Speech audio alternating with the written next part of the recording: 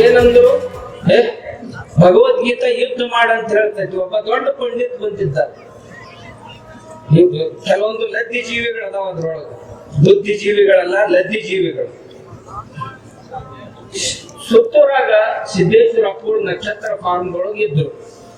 ವಚನಗಳ ಮೇಲೆ ಚಿಂತನ ನಡೆದಿತ್ತು. ಒಬ್ಬ ಲದ್ದಿ ಜೀವಿ ಅಲ್ಲಿ ಬಂದಿದ್ದಾರೆ. ನಾವು ಮಾತಾಡ್ಕೊಂತ ಕುಂತಿದ್ದೀವಿ. ನಾನು ಹಿಂದುತ್ವದ ಬಗ್ಗೆ ಮಾತಾಡ್ತಿದ್ದೆ, ಅವ್ರು ಲಿಂಗಾಯತದ ಬಗ್ಗೆ ಮಾತಾಡ್ತಿದ್ರು. ಮಾತಾಡ್ಕೋತ ನಾನು ಭಗವದ್ಗೀತೆ ಉಪನಿಷತ್ತುಗಳ ವಿಚಾರ ವ್ಯಕ್ತಪಡಿಸಿದಾಗ ಅದೇನು ಸಾಹಿತ್ಯ ಯಾವ್ದಾದ್ರು ದೇವ್ರು ಯುದ್ಧ ಮಾಡಕ್ ಹೇಳ್ತೈತೆ, ಕೊಲ್ಲಿಕ್ ಹೇಳುವಂತ ಅವ ದೇವರಾಗ್ತಾನೆ, ನಾನ್ಗೇನ್ ಹಿಂಗೇನ್ ಅಂತೇಳಿ ಸಿಕ್ಕಾಪಟ್ಟೆ ಕೃಷ್ಣನ ಬಗ್ಗೆ ಆಕ್ಷೇಪ ಮಾಡಿ ಅಂದ ಕೂಡಲೇ ನಾನು ಅವಾಗೇನು ಅನ್ಲಿಲ್ಲ. ಬಂದು ಸಿದ್ದೇಶ್ವರ ಅಪ್ಪಗಳಿಗೆ ಹೇಳಿದೆ, ಅಪ್ಪವ್ರ ಆ ಲದ್ದಿ ಜೀವಿ ಹಿಂದಿಂದ ಮಾತಾಡ್ತಿದ್ದಂದ್ರೆ ಕೃಷ್ಣ ಯುದ್ಧ ಮಾಡಕ್ ಹೇಳ್ತಾನ, ಬಡಿ ಅಂತ ಹೇಳೋರು ಎಂದಾರ ದೇವರಾಗ್ತಾರೇನು ಅಂತ ಕೇಳಿದ.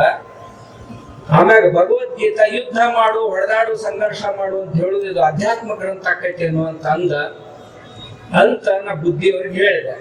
ಅಪ್ಪೋಳ್ ನನಗೇನಂದ್ರು, ನಾಳೆ ಮುಂಜಾನೆ ಅವ್ರಿಗೊಂದು ಪ್ರಶ್ನೆ ಕೇಳ, ಏನಂತ, ನಮ್ಮ ಲಿಂಗಾಯತ ಧರ್ಮದ ಲಿಂಗಾಯತ ತತ್ವಜ್ಞಾನದಲ್ಲಿ ಗಣಾಚಾರ ಅಂತ ಒಂದೈತಲ್ಲ, ಹಂಗಂದ್ರೆ ಏನು ಅಂತ ಕೇಳ್ರಿ. ನಮ್ಮ ಮರುದಿವ್ಸ ಮುಂಜಾನೆ ಆ ಲದ್ದಿ ಜೀವಿ ಕೇಳಿದೆ, ಈ ಪಂಚಾಚಾರಗಳಲ್ಲಿ ಗಣಾಚಾರ ಅಂತ ಒಂದೈತಲ್ಲ, ಅದಕ್ಕೆ ಏನ್ ಕೆಲಸ ಅಂತ ಕೇಳಿದೆ. ಅದು ಧರ್ಮಕ್ಕೆ ಸಂಕಟ ಬಂದಾಗ ಬೇಕಾದವ್ರನ್ನ ಕೊಂದ್ರು ನಡೀತೈತಿ ಧರ್ಮ ಉಳಿಸೋ ಸಲುವಾಗಿ. ಮತ್ ನಿನ್ನೆ ಕೃಷ್ಣ ಹೇಳಿದ್ದು ತಪ್ಪಂದಿ, ಇವತ್ತಿದು ಹೆಂಗ್ ಸರಿ ಆಕಾಯ್ತು ಮಾಸ್ತರ್ ಅಂದೆ. ನಾವು ಇವತ್ತಿಂತ ನಾ ಮಾಸ್ತರ್ ತಲೆ ಎತ್ತಿಲ್ಲ.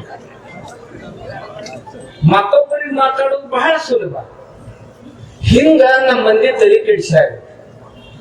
ನಾ ಈ ಮಾತುಗಳನ್ನು ಯಾಕೆ ಹೇಳಿದೆ ಅಂತಂದ್ರೆ ಈ ಮ್ಯಾನೇಜ್ಮೆಂಟ್ ಮಾಡ್ತಿರ್ತಾರೆ.